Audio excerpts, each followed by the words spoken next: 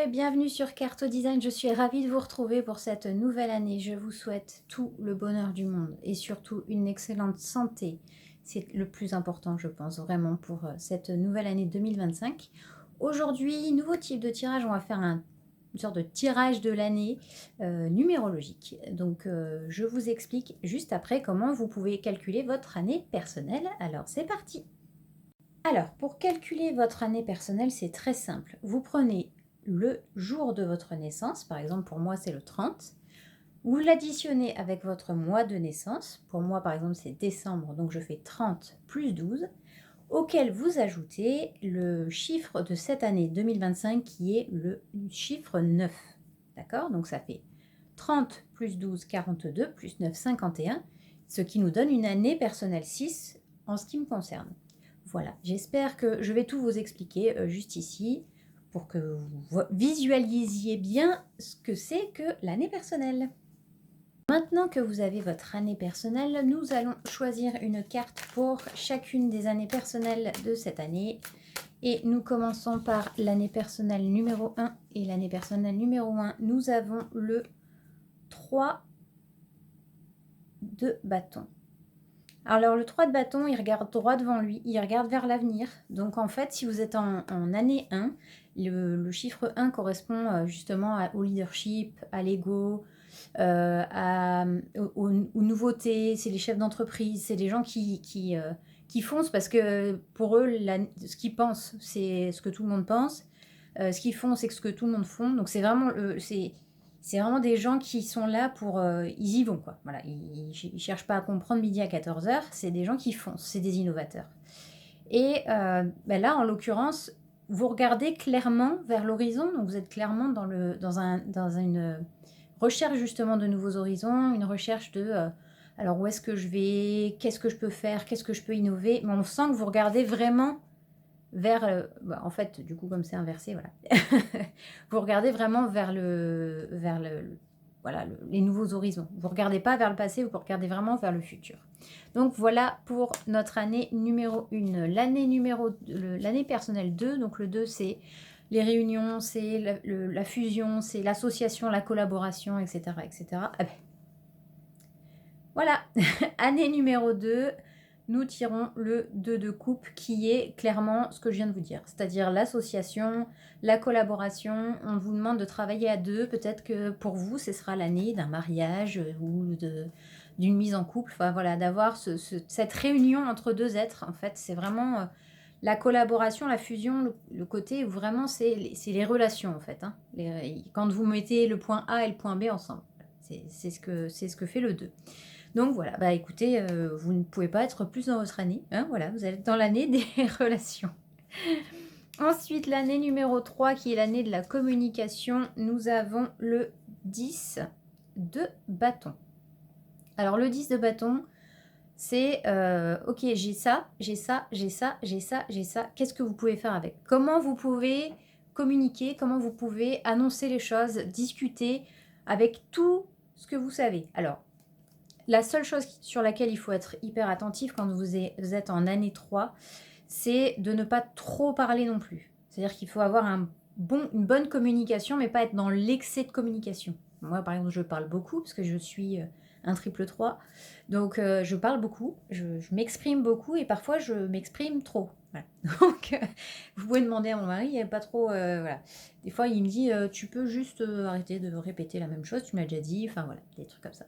Donc, donc voilà, si vous êtes en année 3, vous pouvez continuer à discuter, vous pouvez continuer à parler, mais ayez une communication claire et précise. Et ne soyez pas soit dans l'extra-communication, soit dans la non-communication, parce que ça, c'est pareil. Il est important d'avoir un équilibre entre les deux. Donc, trouvez votre équilibre au niveau de votre communication.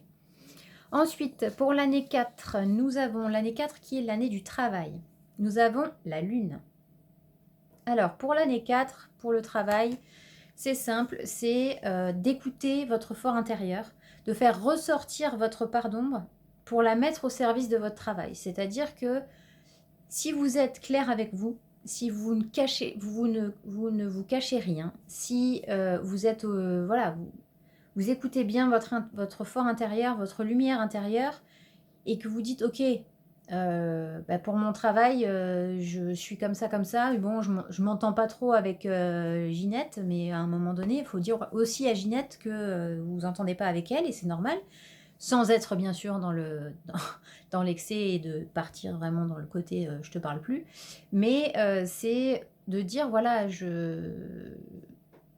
soyez honnête, mais sans être blessant, et de ne pas faire semblant d'aimer Ginette alors que vous ne l'aimez pas. Voilà. Donc c'est d'essayer dans votre travail d'avoir une harmonie entre ce que vous ressentez vraiment, vos émotions, vos intuitions, tout ce que vous avez à l'intérieur, et l'extérieur. Voilà, d'avoir une bonne harmonie, une bonne communication par rapport à ça. Alors, pour l'année personnelle 5, nous avons le 6 de coupe. Le 6 de coupe, il nous parle de quoi? Il nous parle d'échange, de transmission.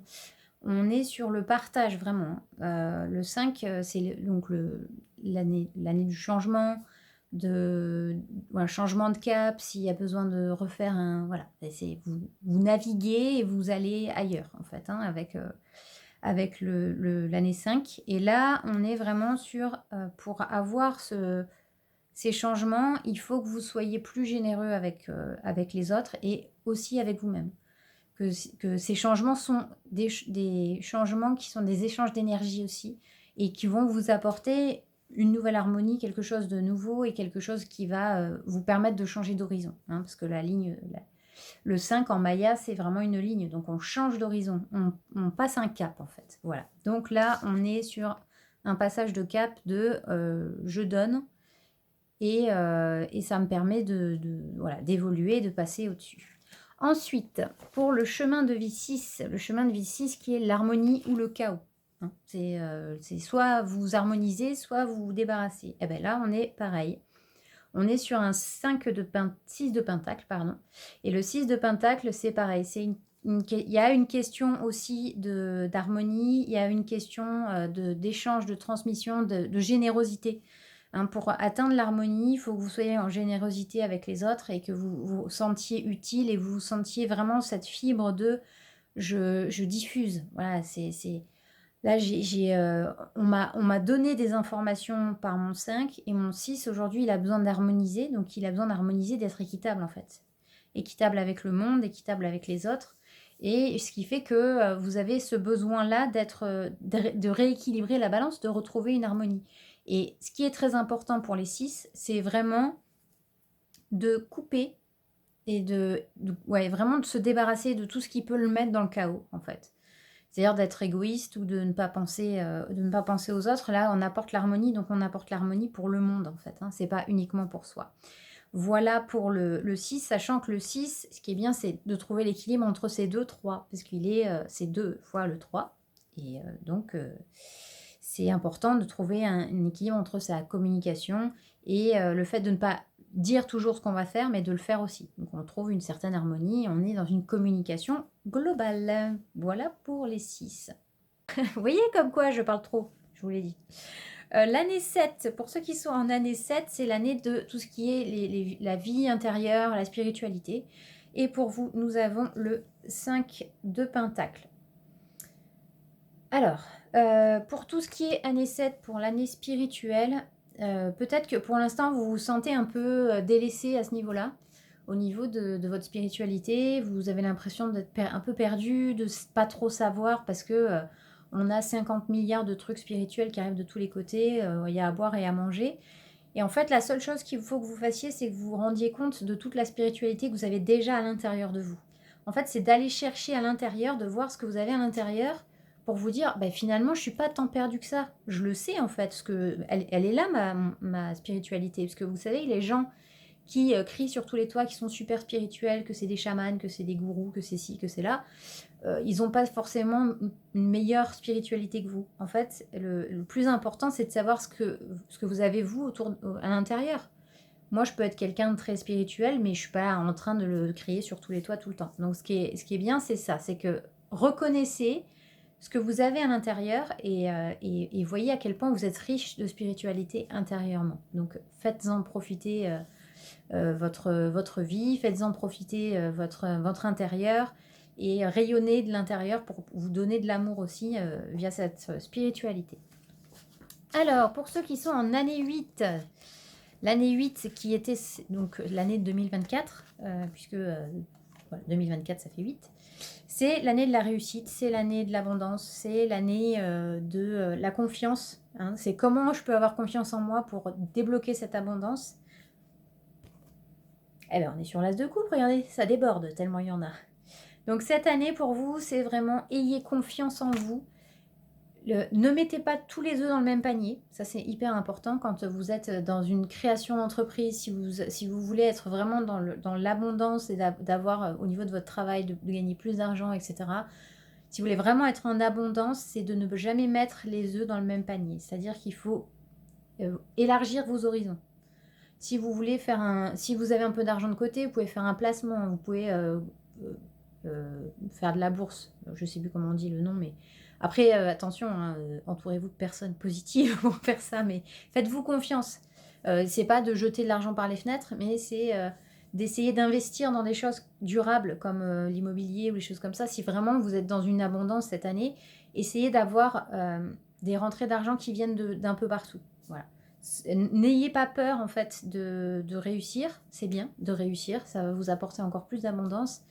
Et ceux qui sont jaloux, bah, c'est juste des jaloux. Voilà, c'est juste des gens qui eux, ne sont peut-être pas dans cette année ou qui, eux, n'oseraient pas faire ce que vous faites ou n'oseraient pas être qui ils sont et qui ont des pensées limitantes par rapport à l'argent.